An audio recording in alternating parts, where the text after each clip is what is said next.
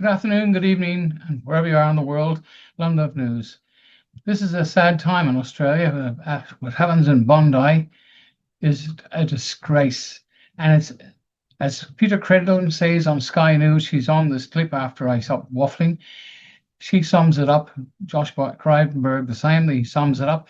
It's all down to the criminal cabal commonly known as the Labour Party.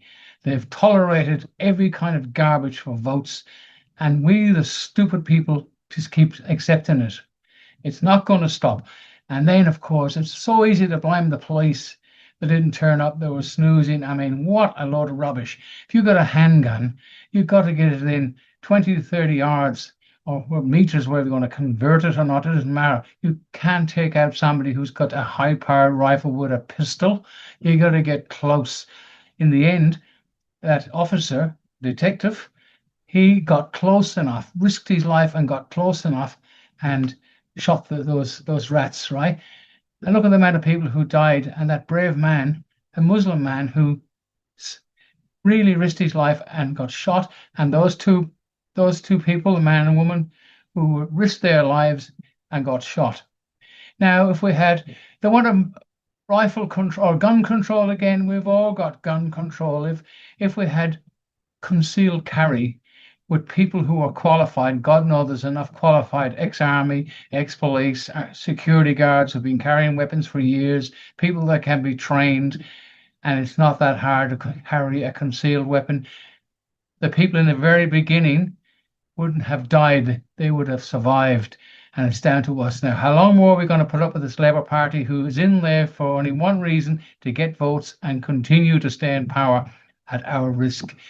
Remember, they're all private corporations. They have no authority under our constitution, because the constitution only applies to the people, the men and women, not to persons and not to these criminal cabal. Now, get off your butts and do something about it. I've written a couple of books about how it's all going. It's on Amazon. Look it up, guys. I left a link. You can get into it. But for God's sake, there's no opposition. We've got Pauline Hanson and a couple of other great people, the Libertarians. We've got Barnaby Joyce, who's just joined them. That should be the new government, right? We've got to get away from the two so-called preferred parties, certainly, and preferred by the people, because they're not helping them. Anyway, may God forgive us for being so stupid. Bye for now. But not disbelief, not shock, because what happened yesterday was utterly foreseeable. And it's been foreseeable ever since terrorists crossed the border from Gaza into Israel, slaughtered men, women, children, babies, with that depravity then celebrated on streets in this country within hours. I'm smiling and I'm happy. I'm elated. It's a day of courage.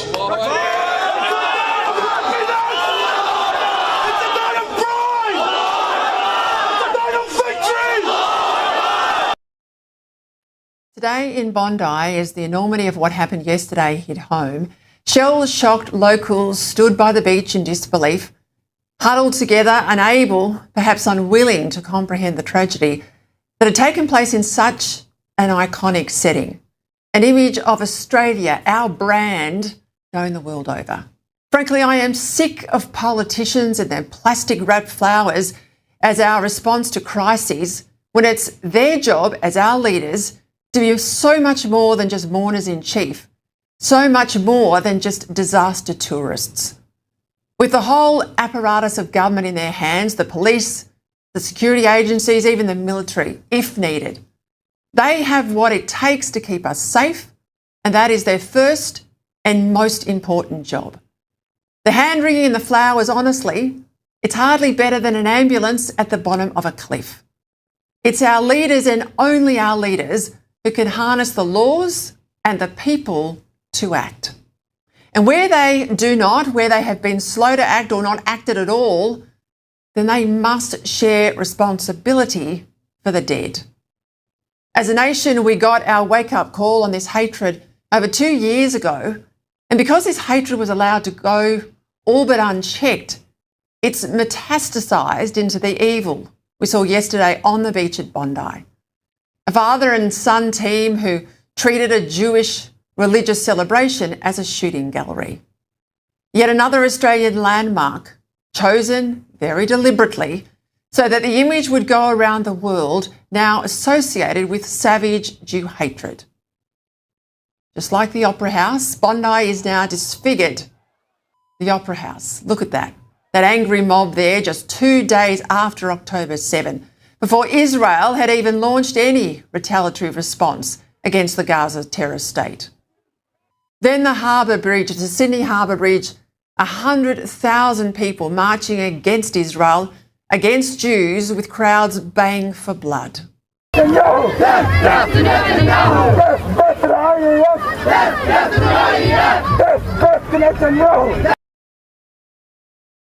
now Bondi. 15 innocents killed because they were celebrating Hanukkah. Over 40 wounded and hospitalised. At every level, governments in Australia have been guilty of hand-wringing impotence in the face of mounting Jew hatred. Hate preachers that haven't been shut down, they haven't been jailed, nor have they been deported. صفة من صفات اليهود هي أنهم شعب متعطش لسفك الدماء. شعب يحب سفك الدم. The trees will speak, the stone will speak, and they'll say, "O Muslim, O believer, there is a Yahudi behind me, come and kill him." Jihad is part of our deen and one of the highest pillars of our deen. Hamas is mujahideen and freedom fighters and warriors. The modern face of Australia. Hate marches that haven't been stopped, flags of terror groups, Hamas and Hezbollah proudly on display. It starts with our Prime Minister and it goes down through his ministers and everybody who is in a position of responsibility, who has failed in their public duty to protect our citizens.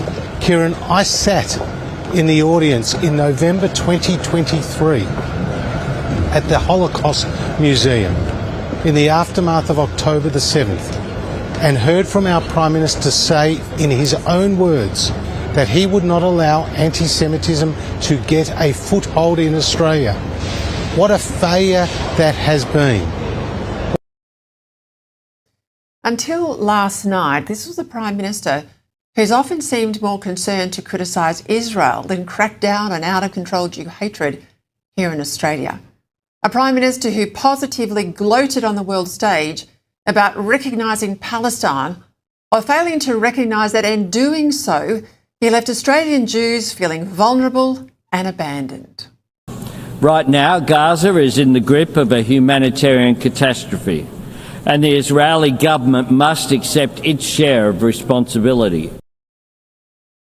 For 2 years, this Prime Minister and his ministers have found it almost impossible to mention anti-Semitism without coupling rampant anti-Semitism with an almost non-existent Islamophobia. He couldn't appoint an envoy into anti-Semitism without also appointing one into Islamophobia. And 5 months on, there's been no adequate response from the government to Gillian Siegel's report. There's been no crackdown on the universities that tolerated anti-Semitic encampments. There's been no stronger laws through the parliament to address anti-Jewish hate speech. The number one job, as I said, of any Prime Minister is to do whatever is needed to keep citizens safe. In 1973, under the government of Gough Whitlam, Australia adopted the title Queen of Australia. To many, this was more than a symbolic change. It marked the beginning of a constitutional shift away from the traditional crown that had long been understood as the source of lawful authority. Historically, the crown was not merely ceremonial. It represented continuity, accountability, and the constitutional foundation upon which law stood. Critics argue that altering the structure without the clear consent of the people weakened that foundation. The more significant change came in 1986 under the government of Bob Hawke with the passage of the Australia Acts. These acts severed Australia's remaining constitutional and judicial ties to the United Kingdom. Supporters called this independence complete. But critics raise a fundamental question. Where was the referendum? The Labour Party private corporation don't need a referendum because we allow them to get away with it.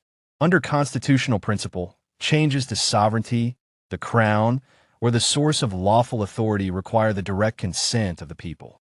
No such consent was ever given. From this perspective, the Australia Acts effectively transformed Australia into a republic, without the approval of the Australian people. The argument is not that governance should cease. It is that law must be lawful, not merely enforced. If the foundational authority is defective, then all subordinate laws and institutions derived from it are open to challenge, not through chaos, but through reason, history, and consent. This is not a rejection of order. It is a call for legitimacy. If Australia is to be a republic, the people must decide, lawfully, openly, and by referendum. Until that occurs, many will continue to argue that Australia's constitutional foundation remains unresolved, and that true lawful authority can only ever come from the people themselves.